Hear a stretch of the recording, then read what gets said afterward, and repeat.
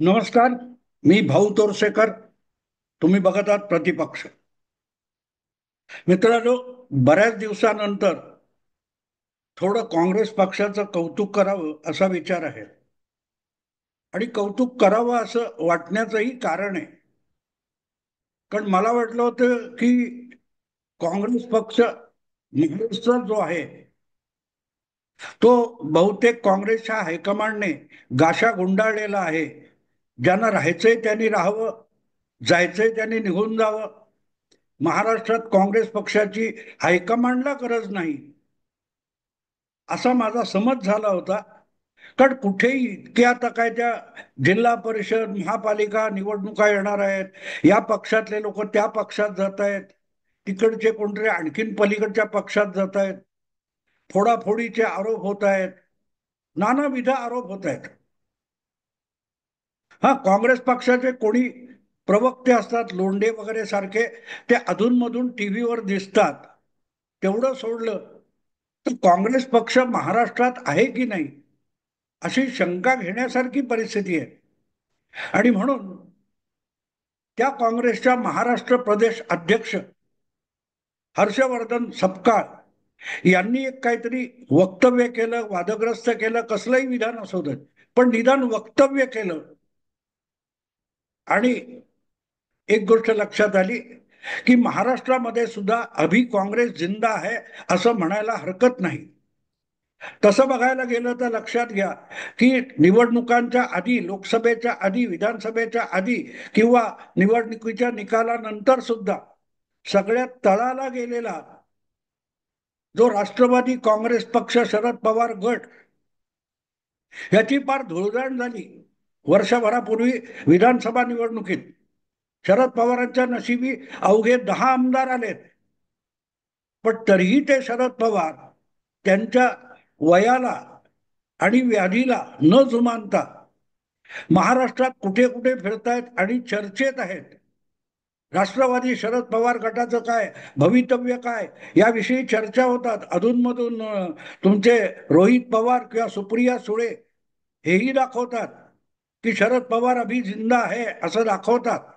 कारण ते मुलगी किंवा नातू म्हणून बोलत असतात आणि खुद्द पवार सुद्धा गप्प बसत नाहीत.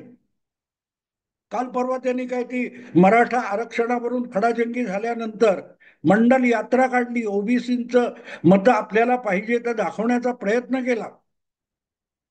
पण या सगळ्या काळामध्ये की विधानसभा निवडणूक संपल्यानंतर काँग्रेस पक्षाचे नेमके कोण आहेत आणि काय करतायत हा प्रश्न होता. नाना पटोले हे जवळजवळ 4-5 वर्ष काँग्रेसचे अध्यक्ष होते महाराष्ट्र प्रदेशचे. त्यासाठी त्यांनी इतिहास घडवला. घटनात्मक असलेलं सभापती पद त्याचा राजीनामा देऊन नाना पटोले हे महाराष्ट्र प्रदेश काँग्रेसचे अध्यक्ष झाले होते. त्यांना मंत्रिपदाचे वेध लागले होते. आणि त्याच्याही पुढे जाऊन विधानसभा निवडणुका आल्या तेव्हा आपणच मुख्यमंत्री होणार अशा थाटामध्ये नाना पटोले वागत होते. त्यांच्या मुलीने तर जाहीर केलं होतं की माझे बाबाच मुख्यमंत्री होतील वगैरे. पण मुद्दा असा की नाना पटोले कितीही वेड्यासारखे वेडगळ खोळचट बोलत असतील तरीही त्यांच्यामुळे महाराष्ट्रात काँग्रेस नावाचा पक्ष आहे, ज्याने दीर्घकाळ महाराष्ट्रावर राज्य केलं, डझनभर तरी मुख्यमंत्री दिले, असा पक्ष आज महाराष्ट्रात आहे की नाही असं वाटायची पाळी आली. त्याच्याशी तुलना केली तर मग नाना पटोले हे उत्तम महाराष्ट्र प्रदेश काँग्रेसचे उत्तम अध्यक्ष होते असं म्हणता येईल. कारण त्यांनी निदान पक्षाला चर्चेत ठेवलं होतं. मग मित्र पक्षांना धमकावणं असो, भाजपला टोमणे मारणं असो, वेगवेगळे प्रकार असो, पण निदान नाना पटोले हे आपल्या पक्षाला, काँग्रेस पक्षाला चर्चेत ठेवत होते. त्यांना बाजूला केल्यानंतर किंवा विधानसभा निवडणुकीच्या विपरीत निकालानंतर जे नवे हर्षवर्धन सपकाळ म्हणून नेमले ते मुळात कोण आहेत असा अनेक पत्रकारांनाच प्रश्न पडला होता की अशी कुठची खूबी आहे हर्षवर्धन सपकाळ यांच्यामध्ये की त्यांना एकदम महाराष्ट्र प्रदेश काँग्रेसचा अध्यक्ष बनवले.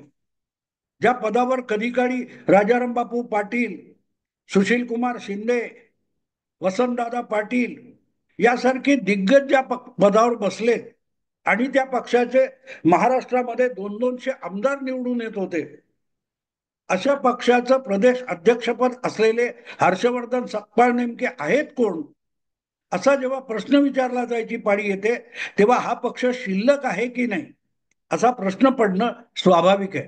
पण असो, ते आहेत.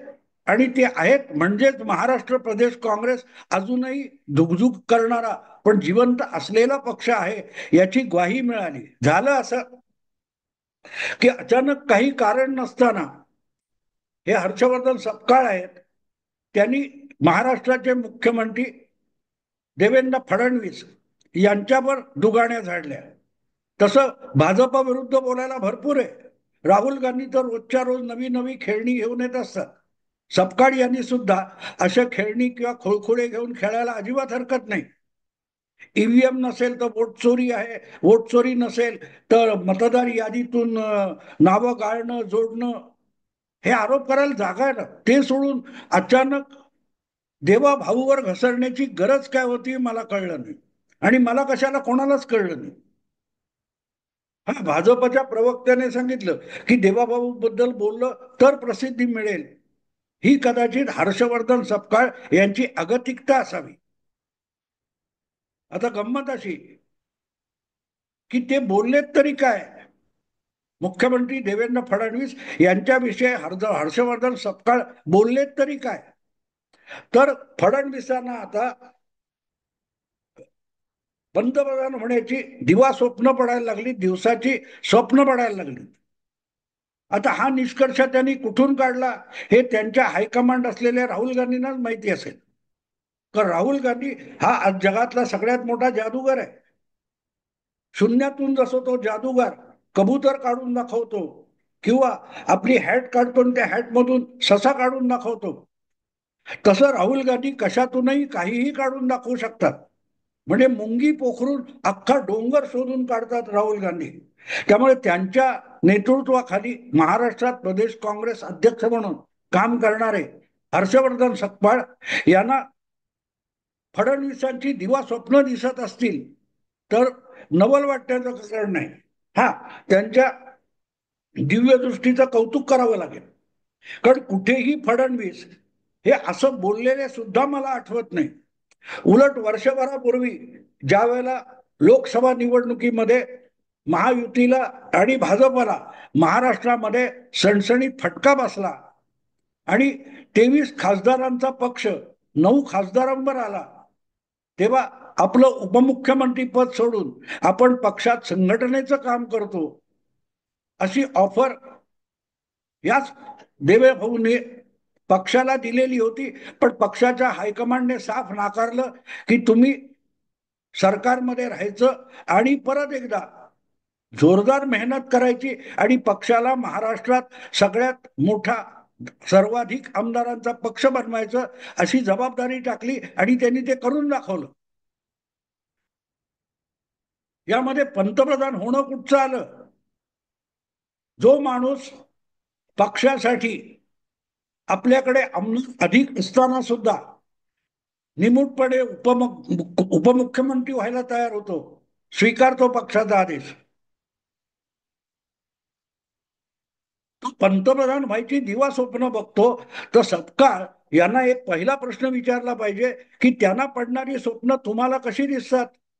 ही काय वेगळी इंटरनेटची वेगळी सुविधा आहे का, की तुम्ही देवेंद्र फडणवीसांचा मेंदू वगैरे हॅक केलेला आहे, मन हॅक केलेलं आहे, की जी जी स्वप्न फडणवीस बघतील मग ती रात्रीची असोत दिवसाची असोत ती हर्षवर्धन सपकाळ यांना पण दिसली पाहिजेत, असं काय तंत्रज्ञान राहुल गांधी यांनी शोधून काढले का.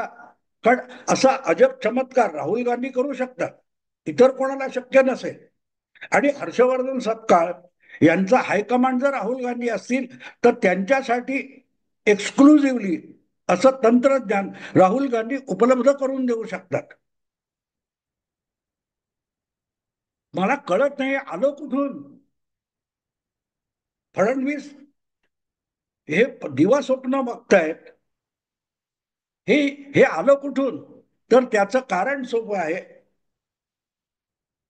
की मीडियामधून अशा चर्चा चालू आहेत आणि त्या चर्चा दोन प्रकारच्या आहेत. लवकरच देवेंद्र फडणवीस हे महाराष्ट्राच्या मुख्यमंत्री पदाचा राजीनामा देणार आणि भारतीय जनता पक्षाचे राष्ट्रीय अध्यक्ष होणार. हे पण कुठून आलं माहित नाही, कारण ही सूत्र जी असतात, ही सूत्र वेगवेगळ्या प्रकारे या लोकांना काय ते कर्णपिशाच्य असतं तशा बातम्या देत असतात आणि सूत्रांकडून बातमी मिळते की देवेंद्र फडणवीस मुख्यमंत्री पद सोडून राष्ट्रीय अध्यक्ष होणार म्हणून, आणि ते राष्ट्रीय अध्यक्ष होणार अशा ज्या बातम्या असतात त्या बघून बघून हर्षवर्धन सकपाळ यांना दिवा स्वप्न पडतं की देवेंद्र फडणवीस पंतप्रधान व्हायची तयारी करतायत. आता एकदा हे तुम्ही ठरवलं की फडणवीसांना अशी दिवा स्वप्न पडतायत, मग त्याचं लोकांसमोर मांडताना एक तर्कशास्त्र मांडावं लागतं.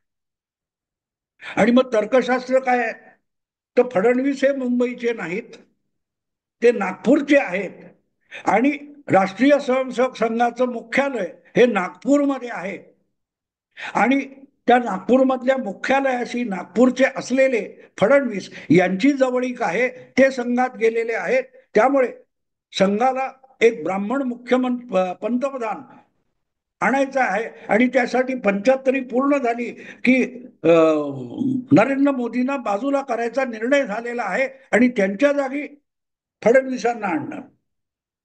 काय तर्कशास्त्र आहे बघा. यहां से आलू डालो वहां से सोना निकलेगा. हे राहुल गांधी का बोलले, त्याचं कारण हे हर्षवर्धन सपकाळ वगैरे यासारखी अजब इंजिनियर्सची फौज राहुल गांधींकडे आहे. ते कसलंही तंत्र शोधून काढू शकतात.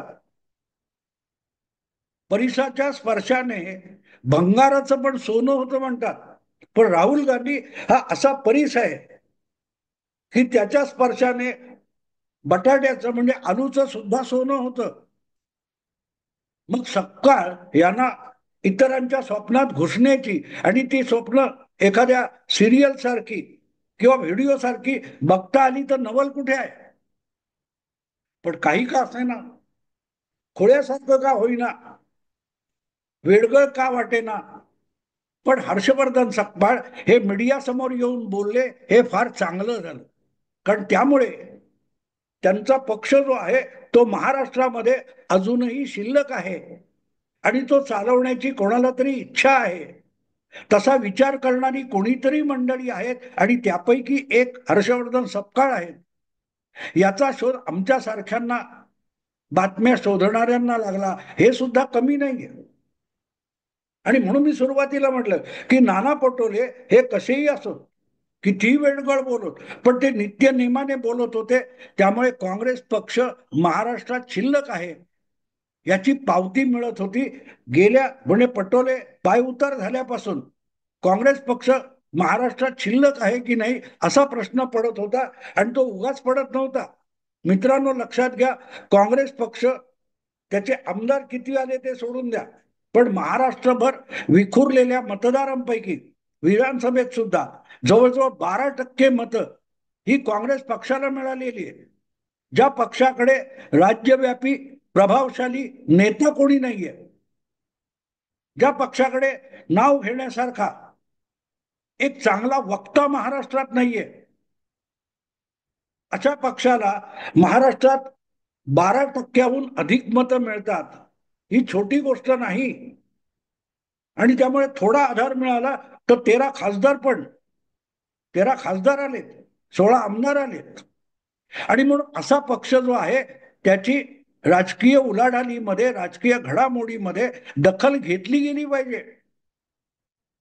आणि ज्या वेळेला राज्यव्यापी अशा स्थानिक स्वराज्य संस्थांच्या निवडणुका व्हायच्या, जिल्हा परिषद, तालुका पंचायत, नगर परिषद, नगरपालिका, महापालिका आणि प्रामुख्याने दिल्ली सारख्या एका मोठ्या राज्य हा दर्जा असलेल्या आकाराचं जे शहर आहे, महानगर आहे मुंबई, तिथल्या महापालिकेची निवडणूक व्हायची, अशा वेळेला काँग्रेस चर्चेत सुद्धा नसावी, ही गोष्ट खरोखरच धक्कादायक आहे.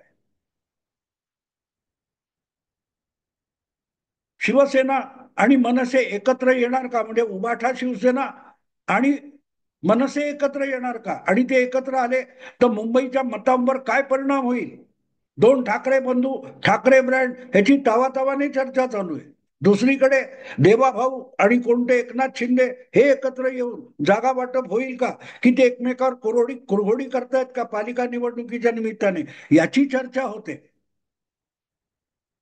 मुंबईमध्ये भले अजितदादांची चर्चा होत नसेल किंवा शरद पवारांची चर्चा होत नसेल, पण पुणे, पिंपरी चिंचवड, सोलापूर, कोल्हापूर अशा ज्या महापालिका आहेत, या महापालिकांच्या किंवा जिल्हा परिषदांच्या निवडणुका येऊ घातलेल्या आहेत आणि त्या निमित्ताने शरद पवारांची चर्चा होते. अजितदादा काय करतायत याकडे माध्यमांचं बारकाईने लक्ष आहे.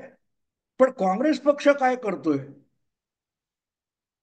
याची दाद फिर्याद कुठे माध्यमात दिसत नाही, कुठे बातमी झळकतच नाही. ठीक आहे, काँग्रेस पराभूत होणार आहे, काँग्रेसचं वाटोळं होणार आहे, अशी सुद्धा बातमी यायला हरकत नाही. पण ती सुद्धा बातमी येत नाही. या राज्यामध्ये लक्षात ठेवा, राज ठाकरे यांना गेल्या विधानसभा निवडणुकीत 1.5% मतं मिळाली आहेत. प्रकाश आंबेडकर यांना सुद्धा 1.5-3% मतं मिळाली असेल. पण त्यांची चर्चा होते. फार तर 8-10 विधानसभेच्या आमदारांच्या निवडणुका लढवणारे आणि क्वचित एका दुसरी जागा जिंकणारे ओवायसी त्यांची चर्चा होते. पण ज्या पक्षाकडे आजही काहीही न करता 12% मिळण्याची क्षमता आहे, अशा पक्षाची महाराष्ट्राच्या राजकीय घडामोडीमध्ये चर्चा सुद्धा होत नाही, ही गंभीर बाब आहे मित्र. मी सिरियसली सांगतो, मस्करी म्हणून नाही सांगत. मला काँग्रेसविषयी आस्था नाही, पण ज्या पक्षाला आजही राज्यामध्ये 12% मतं मिळू शकतात, तो पक्ष नगण्य असू शकत नाही. कारण 12% मतं हा तुमचा एक भूखंड आहे असं समजा, त्याच्यावर तुम्ही पक्षाची इमारत उभी करू शकत असता. 8-10% मतं याचा अर्थ तुमचं त्या कॉलनीमध्ये एक भूखंड असतो. त्या भूखंडावर तुम्ही बंगला बांधा, बैठक घर बांधा, काहीही बांधू शकता. पण तो 12% मतं हा भरभक्कम ऐस पैस असलेला एक भूखंड. पण जर तुम्ही तिकडे लक्ष दिलं नाही तर हळूहळू करत अशा भूखंडावर अतिक्रमण होतं. गेल्या साधारण मला वाटतं की विलासराव अशोक चव्हाण असे मुख्यमंत्री गेल्यानंतर पृथ्वीराज चव्हाण, महाराष्ट्रामध्ये काँग्रेसकडे नाव घेण्यासारखा कोणी नेता राहिलेला नाही. 4 वर्ष मुख्यमंत्री असलेले पृथ्वीराज चव्हाण हे आपल्या विधानसभा मतदारसंघात पराभूत होतात. अशोक चव्हाण उठतात, भाजपत निघून जातात आणि मग कुठून तरी कोण कोण हा हा हा हा हाच प्रदेश अध्यक्ष, नाव काय रे तुझं? हर्षवर्धन सपकाळ. मला जवळजवळ 43 वर्ष जुनी एक गोष्ट आठवते. अंतुले यांना बाजूला केल्यानंतर इंदिराजींनी बाबासाहेब भोसले या तुलनेने नगण्य अशा नेत्याला थेट महाराष्ट्राचा मुख्यमंत्री बनवलं होतं. पहिल्यांदा आमदार झालेला माणूस होता. आणि त्यावेळेला जगप्रसिद्ध व्यंगचित्रकार आर के लक्ष्मण यांनी एक कार्टून काढलं होतं, व्यंगचित्र काढलं होतं. असे सगळे काँग्रेसचे लोक कतारीत उभे, टोप्या घातलेले, आणि इंदिराजी त्यांच्याकडे बघत ओळख परेड केल्यासारख्या जात आहेत. त्यांच्या मागे छत्री घेतलेला एक काय तो शिपाई आहे आणि इंदिराजी असं बोर्ड दाखवतात, you you there, you are the chief minister, what's your name? तू तू मुख्यमंत्री आहेस, सांग तुझं नाव काय? हर्षवर्धन सपकाळ हे त्या प्रकारचे प्रदेशाध्यक्ष आहेत, ज्यांची दखल घ्यावी असंही मीडियाला वाटत नाही. ही काँग्रेससाठी अत्यंत वाईट परिस्थिती आहे. आणि त्याचं कारण एकच आहे की अजूनही तुमच्याकडे 12% भूखंड आहे. इतर पक्षांना अतिक्रमण करायला जागा आहे ती. जर त्याची मशागत केली नाही, त्याची बांधबंदिस्ती केली नाही, तर ती मतं घसरत घसरत 2-3-4, आज दिल्लीत बघताय तुम्ही, गेल्या विधानसभा निवडणुकीत काँग्रेसला काय 5-6% मतं मिळाली. 4%वरून 6%वर आलो, याचा आनंदोत्सव करावा लागला. जागा एकही आली नाही, एकही आमदार आला नाही.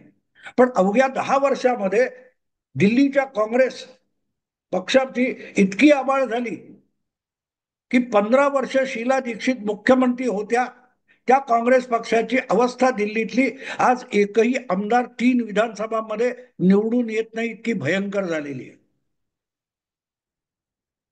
सपकाळ यांनी जे काय फडणवीसांचं दिवा स्वप्न सांगितलं असेल, पण त्या निमित्ताने ते बोलले, त्याची बातमी आली, त्याबद्दल त्यांचं अभिनंदन.